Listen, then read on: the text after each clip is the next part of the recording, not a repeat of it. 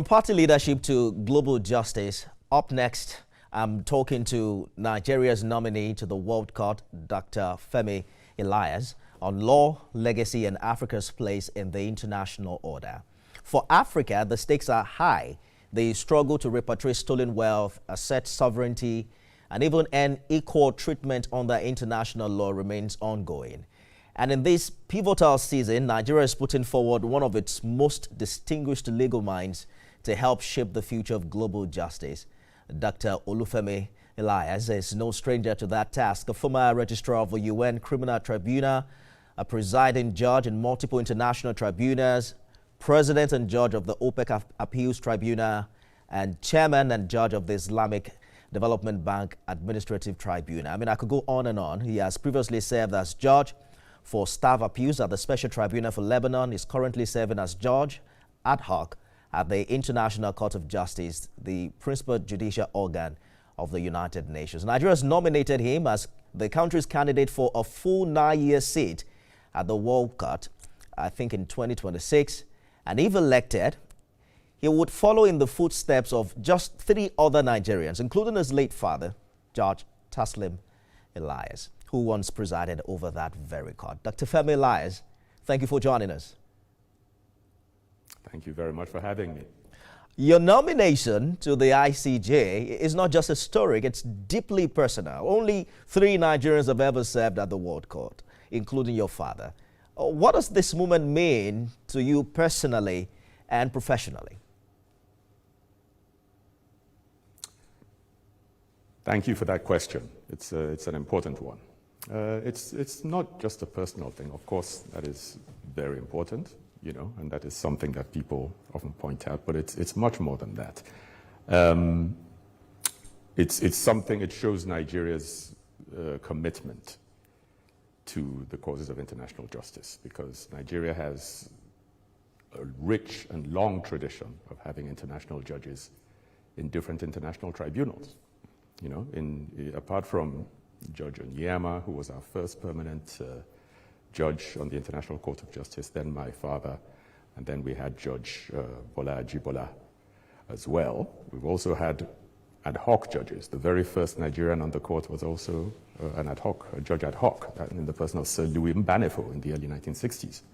So we have that long tradition. Also in the world of criminal tribunals, we've had 2 distinguished jurists, you know, Justice Adolphus Karibi White in the International Criminal Tribunal for Yugoslavia, and Judge Chile Ebue Osuji, who ended up being the president of the International Criminal Court. So it's a nice, rich legacy to be a part of, but I think most importantly, it shows that Nigeria has always taken such matters of global justice very seriously. And one thing we're certainly not short of in Nigeria is, you know, lawyers, good lawyers.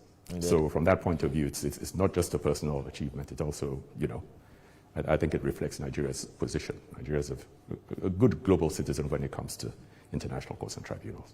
I like the very conservative way you have perceived it, but what are the chances that this happens in a lifetime? I mean, that you would have a father and son occupy the same office. That's the point I'm actually making. Was it a dream you once had? Understood. No, I wouldn't say so. It's not something I dreamt about. Like you said, the chances are not great that such a thing would happen, but one can't always predict these things. As it happens, you know, my career happened to follow that particular track, and that, you know, was kind of in the horizon. And from then, I started, you know, thinking of it as something that really could happen, and now here we are. But now you have to go through an election, right? Walk us through the process. Yes. Are you Yes. Are you campaigning now? Who do we campaign to ensure that you win? Yes, it's a very, very arcane and an old process which has been in place since 1919, when the first version of this court was established. The election takes place in 2 UN bodies. The court itself is one of the main organs of the United Nations.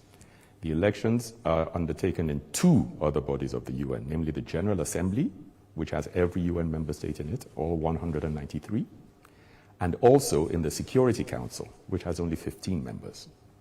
So the vote takes place, and every candidate must get a majority in both. So that's what we're looking at. The people one campaigns to are other UN member states. So you have to convince them that they should vote for you rather than the competition. So it's a very, it's a long process. It's an interesting process, but it's one that all UN member states are used to, because there's one election or the other at some time or the other that everybody's interested in. So, but it's a long process. It's an interesting one. There are good candidates everywhere, so we have to keep at it. If you retain this kind of voice, I think you'll be able to convince them to vote for you. Thank And you. the goodwill of Nigerians. But you currently serve as judge ad hoc at the ICJ. Help our audience understand what role that entails and the kind of cases you're involved in right now. Okay. Yes, the election that you mentioned is for a permanent position. When I say permanent position, I mean a full regular position, which is for 9 years at a time. That's the regular position. But the ad hoc position is what happens when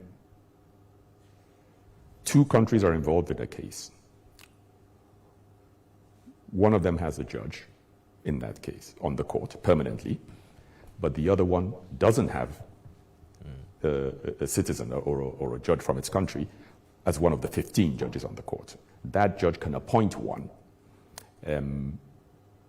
for the purposes of that case. And that is what has happened in my case. It's a case brought by Equatorial Guinea and France.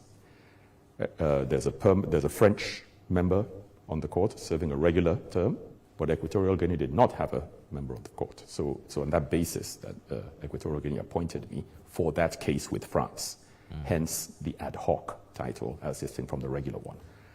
Every case goes on for a few years, depending on the complexity. It could be 2, could be 5 in extreme cases. So I'll be a judge for that case for as long as that case goes on. You know, conversations like this bring to mind that we now live in a world increasingly defined by geopolitical tensions.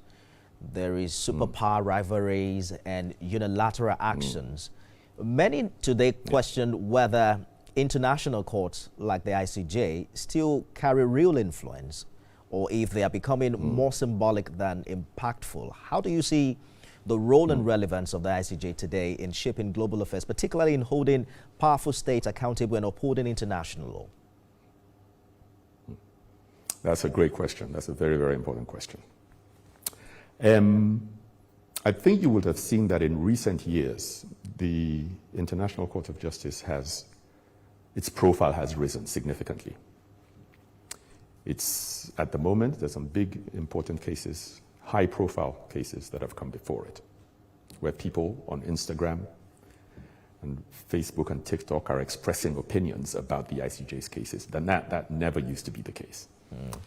Only 2 days ago, no, not 2 days ago, just yesterday, the court gave a judgment on the obligations of states in respect of climate change. Indeed. That is something that's as topical as it gets.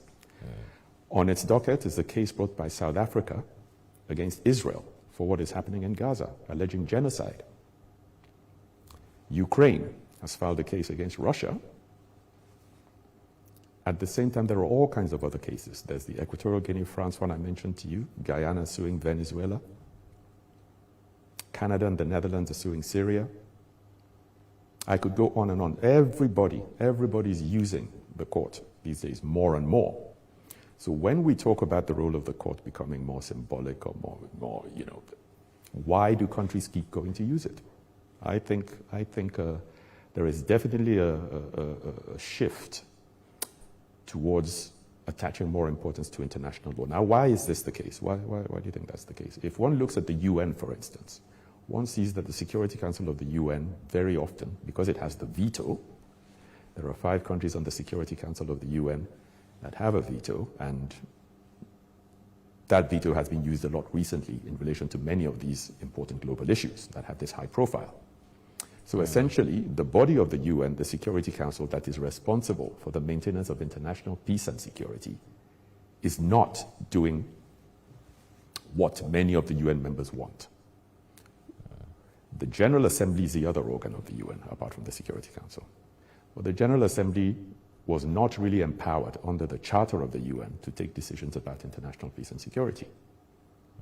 What are we left with? The ICJ. So in other words, you're not getting joy from the other two main political organs. You have to end up in the legal organ.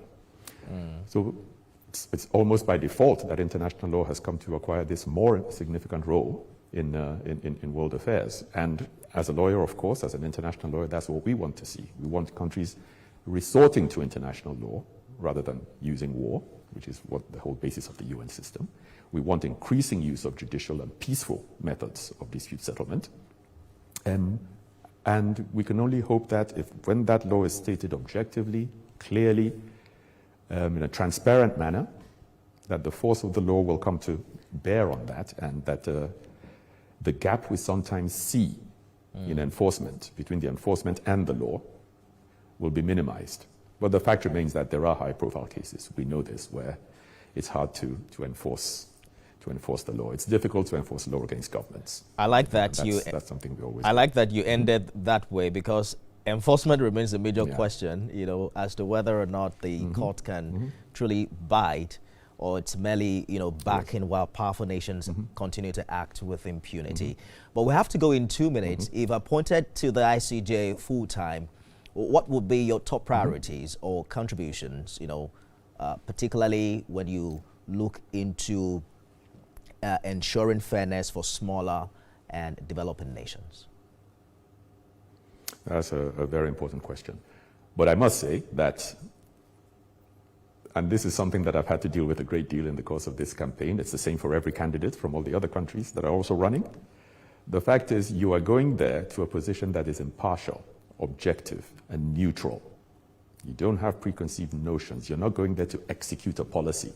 What you're going there to be is the opposite. You're going there to be neutral and to look at everything from scratch. So I would be committing a serious faux pas were I to be telling you that when I get there, this is what I'm going to do. No, I'm going to be a judge who's going to base his decisions on objective criteria, on international law, in a neutral manner. And that is what I think will serve the cause of all states, small and big. Equality before the law is something that value to be upheld. Dr. Tahid Olufemi Elias, currently serving as Judge ad hoc at the International Court of Justice, principal judicial organ of the United Nations. We wish you all the best. We hope that you'll return after the election, and then we'll have more things to talk about, at this time as a permanent judge. Absolutely. Thank you very much for having me. Thank you for coming. That's our show today, everyone. Remember, you can watch it again at midnight and at 6 a.m. tomorrow. I am Femi Oguntoye.